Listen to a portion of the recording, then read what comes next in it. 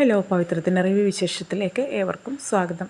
അങ്ങനെ വേദയും മോളുമായിട്ട് റൂമിലിരിക്കുന്നതായിട്ടാണ് കാണിക്കുന്നത്. അപ്പോൾ മോൾക്ക് കുറച്ച് കഥകളൊക്കെ വേദ പറഞ്ഞു കൊടുക്കുന്നുണ്ട്. അത് കേട്ടിട്ടുണ്ട് സേതുലക്ഷ്മി അങ്ങോട്ടേക്ക് വരുന്നുണ്ട്. അപ്പോൾ സേതുലക്ഷ്മി പറയുന്നുണ്ട്, മോളെ ഈ കഥയൊക്കെയുള്ള ഒരുപാട് പുസ്തകങ്ങളുണ്ടല്ലോ, അപ്പോൾ അതിലേതെങ്കിലുമൊക്കെ മോൾക്ക് വായിച്ചു കൊടുക്കണം. അല്ലെങ്കിൽ ഒരു കാലത്ത് അവൾക്ക് തോന്നും ഈ ഒരു കേട്ട കഥയിൽ മോളുടെ ജീവിതം കൂടി ഉണ്ടെന്ന്. അപ്പോൾ അതിന് സാഹചര്യം കൊടുക്കാതെ കുറച്ച് പുസ്തകങ്ങളൊക്കെ വാങ്ങിക്കൊടുക്കാനായിട്ടാണ് പറയുന്നത്.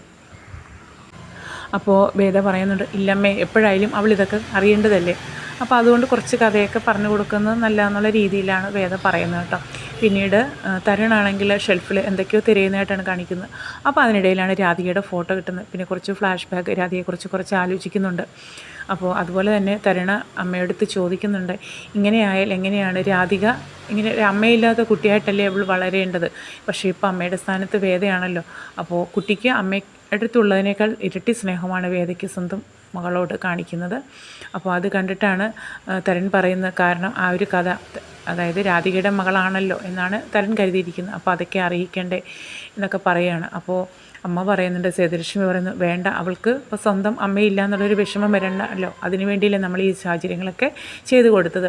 അപ്പോൾ അങ്ങനെ തന്നെ പോട്ടെ, മോൾക്ക് ആ ഒരു വിഷമം ഒഴിവാക്കാമല്ലോ എന്നൊക്കെയാണ് അമ്മ പറയുന്നത്. പിന്നീട് കാണിക്കുന്നത്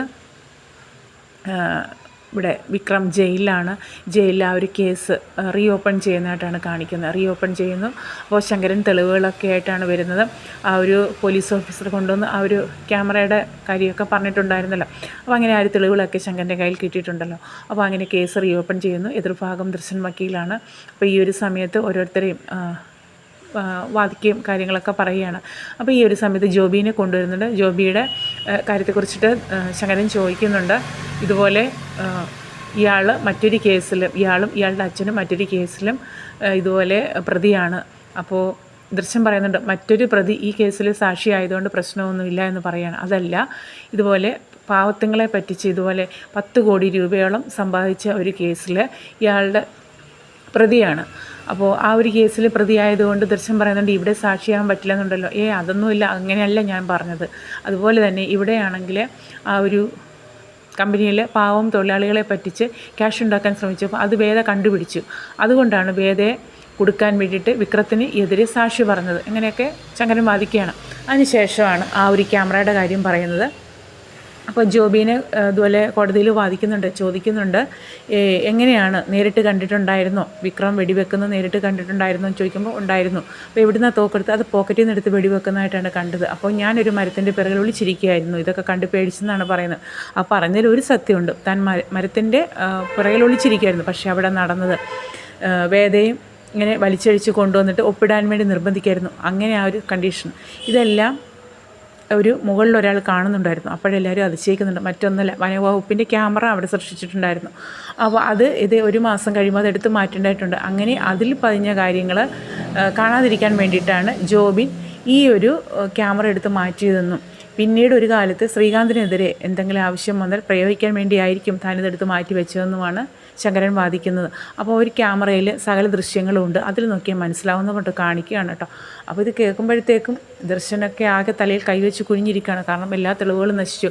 അപ്പോൾ അതിലുണ്ട് ചന്ദ്രശേഖരൻ അനിയൻകുട്ടനെ വെടിവെക്കുന്നു, അതുപോലെ ശ്രീകാന്തും അവർ തമ്മിലുള്ള പിടിവലിക്കിടയിൽ വെടിപൊട്ടി ചന്ദ്രശേഖരൻ മരിക്കുന്നതും ഒക്കെ. അപ്പോൾ അതിൽ വിക്രം നിരപരാധിയാണെന്ന് തെളിയുകയാണ്. അപ്പോൾ അങ്ങനെ ഇനിയിപ്പോൾ താമസിയാതെ തന്നെ വിക്രത്തിന് പുറത്തിറങ്ങാൻ പറ്റും. അതിനൊക്കെ ശേഷം കോടതിയിൽ നിന്ന് പുറത്തിറങ്ങി വരുന്ന വിക്രത്തിനെ ശങ്കരൻ വന്ന് കാണുന്നു. മോനെ, ഇതുപോലെ പല കാര്യത്തിനും ഞാൻ ഇവിടെ കാണാൻ വരണ്ട, എപ്പോഴും നിന്നെ വന്ന് കാണുന്നെങ്കിൽ കൂടി നിൻ്റെ കാര്യത്തിന് വേണ്ടി ഞാൻ എല്ലാം ചെയ്യുന്നുണ്ടെന്നൊക്കെ പറയുകയാണ്. ഈ ഒരു കൂടിക്കാഴ്ച ദൂരെ നിന്ന് ശ്രീകാന്ത് കാണുന്നുണ്ട്. നീ ഒരിക്കലും രക്ഷപ്പെട്ട് പുറത്ത് വരില്ല, അതിനുള്ള കാര്യങ്ങളൊക്കെ ചെയ്യും എന്ന് തന്നെയാണ് പറയുന്നത്. പിന്നെ വിക്രം അതിന് മറുപടിയൊന്നും പറയാൻ നിൽക്കുന്നില്ല. അപ്പോഴത്തേക്കും വിക്രം ചോദിക്കുന്നുണ്ട് അച്ഛൻ്റെ അടുത്തതിനിടയ്ക്ക്, ഇതുപോലെ സാർ ഒരിക്കലും തൻ്റെ മകളെ തിരക്കാതിരിക്കില്ല എന്നറിയാം. അവൾ എവിടെയുണ്ട്? ഞാൻ ഇത്രയും നാൾ ജയിലിലായിട്ട് അവൾ ഒരു പ്രാവശ്യം പോലും കാണാൻ വന്നിട്ടുണ്ടായിരുന്നില്ല. അതിൻ്റെ വിഷമം എനിക്കുണ്ട്. പക്ഷേ എങ്കിൽ കൂടി പിന്നെയും ഞാൻ ആശ്വസിക്കും, അവൾ തിരക്കി വന്നു കഴിഞ്ഞാൽ അവളുടെ പിന്നാലെ അവളെ തിരക്കി ആൾ വരുമോ ഇല്ലയോ എന്ന്. അപ്പോൾ അതുകൊണ്ട് അങ്ങനെ എനിക്കൊരു ടെൻഷനുണ്ട്. എന്തായാലും സാർ തിരക്കാതിരിക്കില്ല. അപ്പോൾ ശങ്കരൻ പറയുന്നുണ്ട്, ഉറപ്പായിട്ട് നീ പുറത്തിറങ്ങുന്ന സമയത്ത് അവളെത്തും എന്ന് പറയണം. അപ്പോൾ സാർ അവളെ കണ്ടിട്ടുണ്ട് എന്ന് പറയുന്ന ഉത്തരം കൊടുക്കുന്നില്ല. ശങ്കരൻ ഇങ്ങനെ നോക്കി നിൽക്കുകയാണ്. അപ്പോഴത്തേക്കും പോലീസ് വന്നിട്ട് സമയം കഴിഞ്ഞു എന്ന് പറഞ്ഞിട്ട് വിക്രത്തെ കൂട്ടി പോവുകയാണ്. അങ്ങനെ ഞാൻ ഉടൻ തന്നെ പുറത്ത് ഇറങ്ങുമെന്ന് അവളെ അറിയിക്കാൻ പറ്റുമോ എന്നൊക്കെ വിക്രം ചോദിക്കുന്നുണ്ട്. ഈ ഒരു കൂടിക്കാഴ്ച കണ്ടിട്ട് ശ്രീകാന്ത് അങ്ങോട്ടേക്ക് വരുന്നു. അപ്പോൾ തൻ്റെ മകൾ എവിടെ ജീവിച്ചിരിപ്പുണ്ട്, അതിനുള്ള തെളിവ് തനിക്ക് കിട്ടിയിട്ടുണ്ട്. അതാണല്ലോ മകളെയും മകനെയും കൊണ്ടുവന്നിട്ട് ഇനിയിപ്പോൾ ഒരു കുഞ്ഞുണ്ടായിക്കഴിഞ്ഞാൽ ഇതെല്ലാം തിരിച്ചു വാങ്ങാം എന്നായിരിക്കും താൻ കരുതുന്നത്. പക്ഷെ നടക്കില്ലടോ എന്നൊക്കെ പറയുകയാണ്. അങ്ങനെയാണെങ്കിൽ എനിക്ക് ഒരു അച്ഛനില്ല എന്ന് തന്നെ കരുതും എന്ന് പറയുന്നു. അപ്പോൾ അച്ഛൻ പറയുന്നത്, എത്ര കാലം മുമ്പേ ഞാൻ എൻ്റെ മകൻ്റെ സ്ഥാനത്ത് നിന്ന് പടിയിറക്കി കഴിഞ്ഞു. എനിക്കാകെ ഒരു മോനേ ഉള്ളൂ.